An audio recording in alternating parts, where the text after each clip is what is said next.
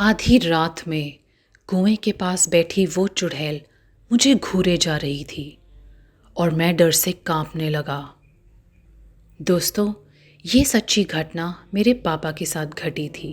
अभी तो वो अपनी 70s में हैं, पर उन दिनों वो कुछ 16-17 साल के रहे होंगे। हम हिमाचल से बिलोंग करते हैं। अब तो हम बरेली में रहते हैं, बट उन दिनों मेरे पापा हिमाचल में ही रहा करते थे। उनका घर एक छोटी सी पहाड़ी पर था और अगर नीचे उतर के आना होता था तो घना जंगल तय करना पड़ता था। उनका स्कूल उनके घर से कुछ 5 किलोमीटर की दूरी पर था और उनमें से 3 किलोमीटर में तो घना जंगल ही था जिसे रोज़ वो तय किया करते थे। तो ऐसे ही एक दिन जब वो स्कूल जा रहे थे, रास्ते में उन्होंने देखा कि एक औरत दर्द से कराह रही है और जो उसके साथ आदमी है वो उसको उठाकर हॉस्पिटल नहीं ले जा पा रहा। मेरे पापा ने उन लोगों को हेल्प ऑफर करी तो उनकी मदद करते हुए वो जैसे तैसे उस लेडी को हॉस्पिटल पहुंचा पाए। उसके बाद जब स्कूल पहुंचे तो ऑलरेडी काफ़ी लेट हो चुके थे। शाम में जब स्कूल की छुट्टी होने पर निकले तो पाया कि सड़क के बीचों बीच एक बहुत बड़ा गड्ढा खुदा पड़ा है।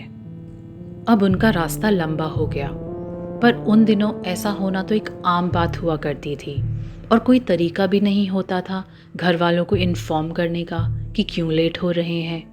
शाम के कुछ 8 बजे होंगे जब मेरे पापा जंगल की तरफ पहुँचे। थोड़ी ही दूर जाने पर उन्हें काफ़ी तेज़ आग जलती हुई दिखाई दी। वो एक शमशान घाट था जो कि रास्ते में ही पड़ता था। ऐसा लगा कि किसी चिता को जलाया जा रहा है। उसी शमशान घाट के एकदम बगल में एक कुआं भी हुआ करता था। अभी वो कुएं के पास पहुंचे ही थे कि उन्होंने देखा कि इतने अंधेरे में एक औरत अपने बाल धो रही है।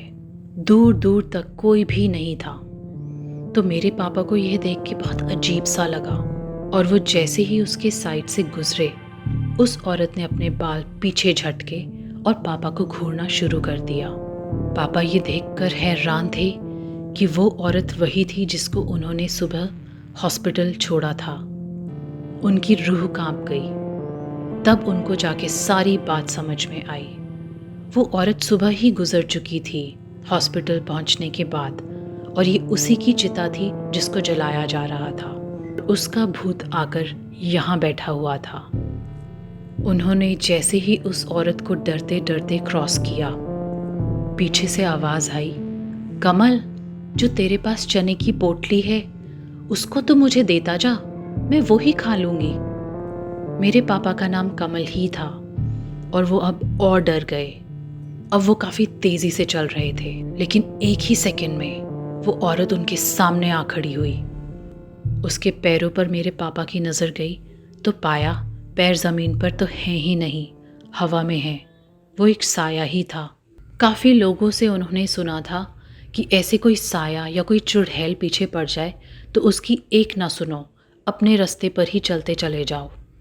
तो वो ही मेरे पापा ने करना शुरू करा।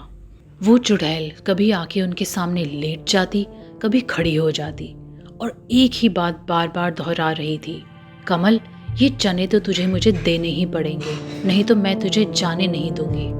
मेरे पापा का डर का ठिकाना नहीं था, बट वो जैसे तैसे करके चलते चले गए। कुछ 500 मीटर की दूरी पर हिमाचल में ही एक बाबा बालकनाथ जी का मंदिर है। पहुंचे, वो चुड़ैल जोर जोर से चीखने लगी और कहने लगी कि मैं तेरा सब कुछ नष्ट कर दूंगी, तूने मुझे चने नहीं दिए। बाकी बचा हुआ जंगल उन्होंने दौड़कर कवर करा और सड़क पर आते ही कुछ लोग दिखे तो उनकी सांसों में सांसें आईं। बहुत तेज़ी से भागकर वो घर पहुंचे थे उस दिन। घर पहुंचकर उन्होंने सबसे ये वाकया शेयर किया। मेरी दादी ने उन्हें पहले बैठाया और फिर काफ़ी ठंडा पानी उन्हें दिया। अगले दिन घर वाले उन्हें लेकर उसी बाबा बालकनाथ जी के मंदिर पर पहुंचे। वहाँ उन्होंने माथा टेका और धन्यवाद किया भगवान का कि उन्होंने उनको बचा लिया।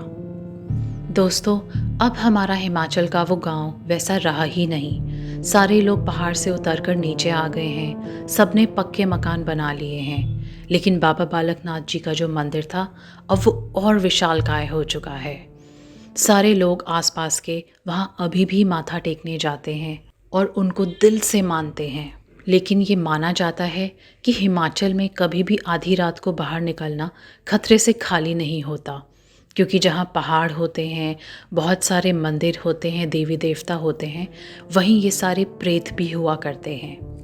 तो आप भी कभी वहाँ जाएं, इस बात का तो ज़रूर ही ध्यान रखें। आज की मेरी ये कहानी यहीं तक। कल मैं आपके लिए इससे भी और ज़्यादा स्पेशल और इंटरेस्टिंग कहानी लेकर आऊँगी। तब तक के लिए अपना ख्याल रखिए। Bye bye.